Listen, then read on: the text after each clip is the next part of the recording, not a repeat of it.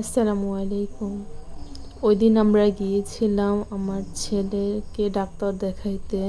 যাওয়ার পথে এখানে প্রায় আধা ঘন্টার মতো এখানে বসেছিলাম। আকাশ মেঘলা হয়ে গিয়েছিল। বসেছিলাম, আমার হাজব্যান্ড আর আমার ভাসুর গিয়েছিল একটা কাজে। সেখান থেকে তারা আসতে অনেক বেশি লেট করে ফেলছে, আর আমি আর আমার ননদ আমার ছেলেকে নিয়ে আমরা এখানে বসেছিলাম। এত বেশি অন্ধকার হয়ে গিয়েছিল আর এত বেশি সুন্দর আর এস্থেটিক লাগছিল, তাই ভাবলাম যে একটু ভিডিও করে রাখি।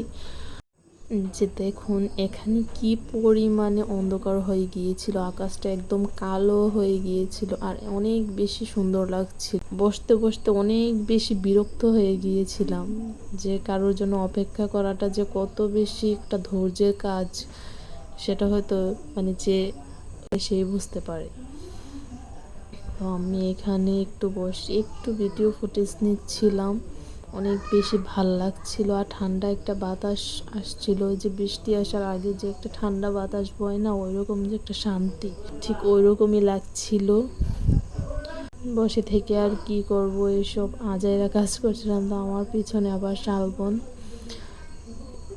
এখান থেকে বাহির থেকে একটু শালবনেরও ফুটেজ নিয়েছিলাম। এদিকে আমার ছেলেটা অনেক বেশি কান্না করছিল, ওরও অনেক বেশি বিরক্ত লাগতেছিল বসে থাকতে। ও অনেক বেশি জ্বালাচ্ছিল যে বাসায় চলে যাবে, বাসায় চলে যাবে, অনেক বেশি কান্না করতেছিল।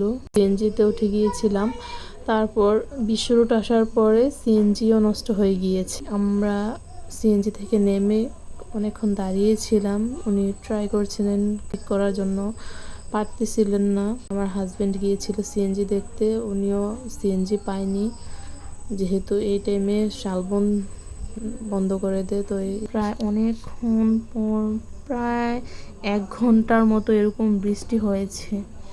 আমরা এখানে বসেই ছিলাম, তাই আমি বসে বসে কি করব ভাবছিলাম, সেজন্য একটু ভিডিও ফুটেজ নিয়েছিলাম। তারপর একটা সিএনজি আসছে খালি, এরপর ওইটা দিয়ে আমরা চলে গিয়েছিলাম হসপিটালে। হসপিটাল থেকে আমার ননদেরও ডাক্তার দেখানো ছিল, ওকেও দেখিয়ে আমার ছেলেকে দেখিয়ে আসার পথে চলে গিয়েছিলাম সুলতানস্টাইনে। ওইখানে কাচ্চি খেয়ে তারপর বাসার জন্য নিয়ে আসছিলাম। বাসায় আমার যা, আমার শাশুড়ি, শ্বশুর ছিল, ওদের জন্য নিয়ে আসছিলাম। দিনটা ভালো খারাপ সব কিছু মিলিয়ে ছিল। ছেলেটাও অসুস্থ হয়ে গিয়েছিল, সব মিলিয়ে দিনটা একদম অ্যাভারেজে চলে গিয়েছিল।